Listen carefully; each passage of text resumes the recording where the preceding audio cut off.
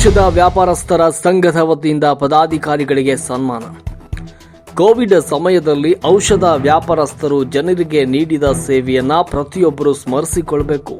ಜನರ ಆರೋಗ್ಯ ಹಿತರಕ್ಷಣೆ ಉದ್ದೇಶದಿಂದ ಔಷಧಿ ವ್ಯಾಪಾರಿಗಳು ಜೀವವನ್ನ ಪಣಕ್ಕಿಟ್ಟು ಕಾರ್ಯನಿರ್ವಹಿಸಿದ ಕೀರ್ತಿ ಅವರಿಗೆ ಸಲ್ಲುತ್ತದೆ ಅಂತ ಗದಗ ಜಿಲ್ಲಾ ಸಹಾಯಕ ನಿಯಂತ್ರಕ ನೀಲಕಂಠ ರಾಠೋಡ್ ಅವರು ಹೇಳಿದರು.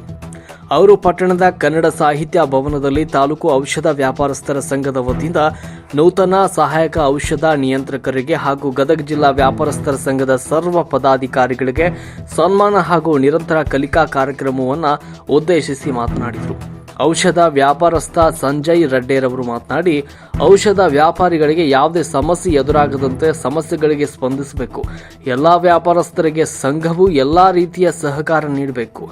ಆಂಟಿಬಯೋಟಿಕ್ ಔಷಧಗಳು ಬಹುತೇಕ ನಕಲಿ ವೈದ್ಯರಿಗೆ ಪೂರೈಕೆ ಆಗ್ತಾ ಇದ್ದು, ಈ ರೀತಿಯ ಔಷಧ ಪೂರೈಕೆ ತಡೆಯುವಲ್ಲಿ ಔಷಧ ಇಲಾಖೆ ಕ್ರಮವನ್ನು ಕೈಗೊಳ್ಳಬೇಕು ಅಂತ ತಿಳಿಸಿದರು.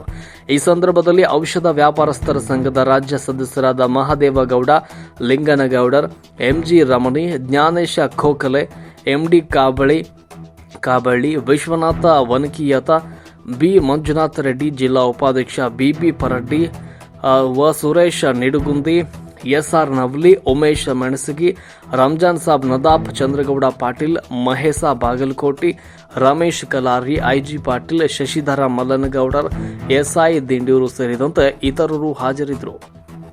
ವರದಿ ಮೀಡಿಯಾ ಹೆಡ್ ಎಸ್ಪಿ ಸಂಕನಗೌಡರ್.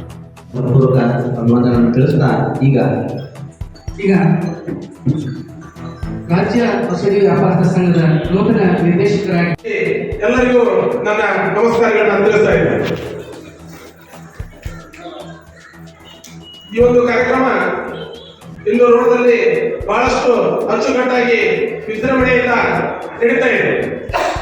ಆದರೆ ಈ ಒಂದು ಕಾರ್ಯಕ್ರಮ ಕಿಲಾರಿಗಳು ಬಂದಿಲ್ಲ, ನೀವೆಲ್ಲ ಬಂದಿದ್ರೆ ಇನ್ನೊಂದು ಸ್ವಲ್ಪ ಯಶಸ್ವಿ ಆಗ್ತಿತ್ತು ನಮ್ಮ ಕಾರ್ಯಕ್ರಮ ಅಂತಕ್ಕಂಥ ವಿಚಾರವನ್ನ ಇಲ್ಲಿ ಹೇಳಿ, ಈ ತಾಲೂಕು ಗಜೇಂದ್ರಗಡ ಮತ್ತು ರೋಣ ಮೊದಲು ಕೂಡ್ಕೊಂಡಿತ್ತು. ಈಗ